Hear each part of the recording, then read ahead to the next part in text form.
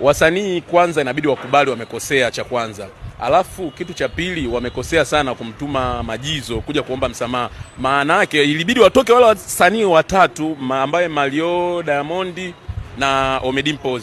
Wao ndo wasimame na Jux. Wao wasimame waseme kwamba sisi tulikosea kuongea maneno haya na haya na haya, ndugu zangu wa Tanzania tunaomba mtusamee. Labda tungewaelewa, lakini sasa unapomtuma mtu kama Majizo, hakuhusika kwenye swala lile. Majizo wae kama msemaji, lakini wao wawepo. Umeona sasa anapokuja kuongea yeye, maana yake anaongelea watu labda wenyewe hawako tayari, hawaoni kama walifanya kosa. Kuna maneno, kuna msanii mmoja wajua, nakumbuka msanii mmoja wa tamthilia fulani hapa kati, umeona alikuwa na party. Alivyokuwa na party akawa amealika watu, amealika mastaa. Mwisho wa siku kwenye page akawa ameandika kwamba sina shida na vinuka mkojo. Sasa leo hii mashabiki unakuja unawaita vinuka mkojo.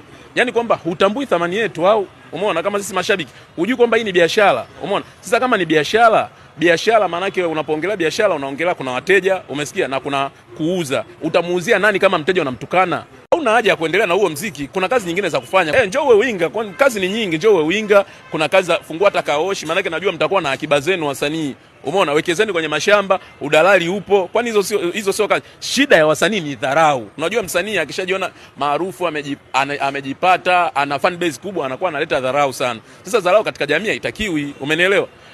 Unapokuwa msanii wewe ni kioo cha jamii. Kama ni kioo cha jamii, wewe ndio inabidi uwe mwanga kwa jamii, kwamba jamii wao wanajifunza kupitia kwako. Kwamba wewe ukionekana I say napenda the way anavyoishi maisha fulani. Kama mimi by the way, mimi nampenda sana Kusa. Yaani napenda anavyoishi Kusa. Kusa sio binafsi, unajua.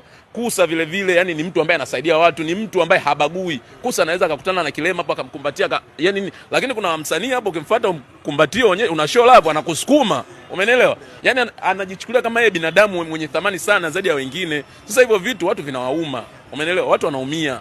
Kwa hiyo swala kama hilo, wasanii wawe na nidhamu na mashabiki zao, wawe na heshima na mashabiki zao. Hapo cha kuwashauri wasanii kidogo, labda kuwapunguza tempa wananchi wangu.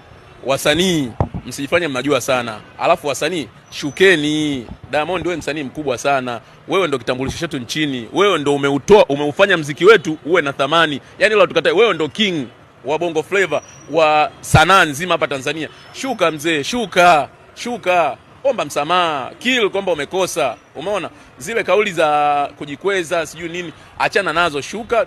Omba watu msamaha, watu watakusikiliza, watu watashuka. Umeelewa? Lakini ukisema sasa ushindane na watu, unaweza kushindana na wateja wako na unafanya biashara kweli? Hilo swala haliwezekani. Wananchi wana hasira sana. Wana hasira, mnawadharau sana.